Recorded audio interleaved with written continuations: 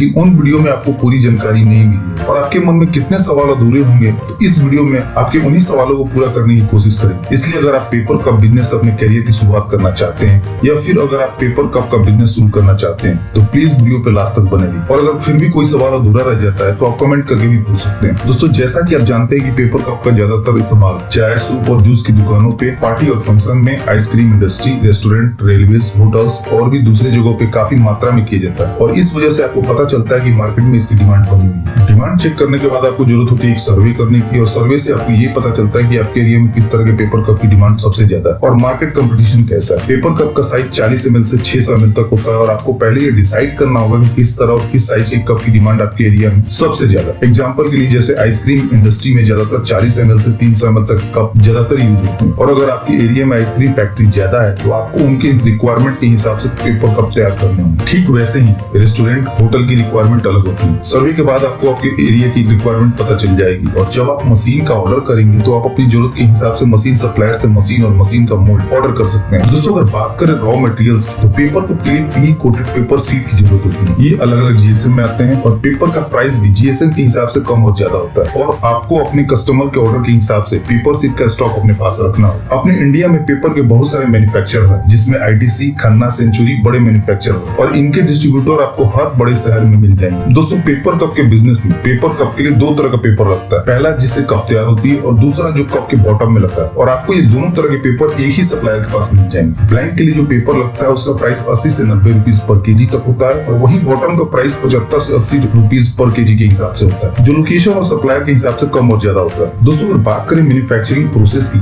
Paper cup की manufacturing 4 process में की जाती है। पहली डिजाइन, दूसरी प्रिंटिंग, तीसरी डाई कटिंग और चौथी पेपर कप मैन्युफैक्चरिंग। जैसा कि मैंने बताया कि पेपर कप की मैन्युफैक्चरिंग शुरू होती है पेपर कप के डिजाइन से। पहले हम कस्टमर का डिजाइन तैयार करते हैं और डिजाइन बनाने के बाद प्रिंटिंग प्लेट तैयार की जाती है जिसे मशीन रोलर में चिपका के डिजाइन की पेपर कप पे प्रिंटिंग की जाती है। प्लेट को प्रिंटिंग मशीन में चिपका के पी कोटेड पेपर पे मशीन द्वारा डिजाइन की प्रिंटिंग की जाती है। आप एक ही सीट पे अलग अलग कस्टमर के डिजाइन को प्रिंट करवा सकते हैं और ये प्रिंटिंग आप चाहें तो अपने आसपास के ऑफसेट प्रिंटर से भी करवा सकते हैं। इससे आपके प्रिंटिंग के सेटअप का सारा खर्चा भी बच जाएगा और उन्हें इस काम की अच्छी नॉलेज होती है, इसलिए कप की प्रिंटिंग क्वालिटी भी अच्छी रहेगी और इस काम के लिए ऊपर सीट चार्ज करते हैं। दोस्तों, प्रिंटिंग के बाद प्रिंटेड सीट को डाई कटिंग मशीन के जरिए काट लिया जाता है और जब सीट कट जाती है तो उसे ब्लैंक कहते हैं और फिर इन्हीं ब्लैंक का यूज किया जाता है पेपर कप को बनाने के लिए। दोस्तों, डाई पंचिंग मशीन आपको अलग अलग प्रोडक्शन कैपेसिटी के साथ अलग अलग प्राइस में मिल जाएगी और इस मशीन का प्राइस 2.5 लाख से 9 लाख रुपए तक होता है। दोस्तों, मार्केट में ये मशीन अलग अलग साइज और प्रोडक्शन कैपेसिटी के साथ उपलब्ध है, जैसे 20 inch into 26 inch, 22 inch into 32 inch, 25 inch into 37 inch, 32 inch into 42 inch या 42 इंच इंटू 62 इंच। और मार्केट में जो मशीन है वो 1 घंटा में 800 बार पंच करने से लेके 3000 तक पंच कर सकती है। मशीन का प्राइस भी उसके साइज और प्रोडक्शन कैपेसिटी के हिसाब से कम और ज्यादा होता है, इसलिए आप अपने बजट के हिसाब से ये मशीन खरीद सकते हैं। और मशीन में इलेक्ट्रॉनिक पैनल लगा होता है जिसके जरिए आप पंच करने की टाइमिंग भी सेट कर सकते हैं कि कितने सेकंड के बाद ये मशीन पंच करे। दोस्तों, पंचिंग मशीन से निकले ब्लैंक के जरिए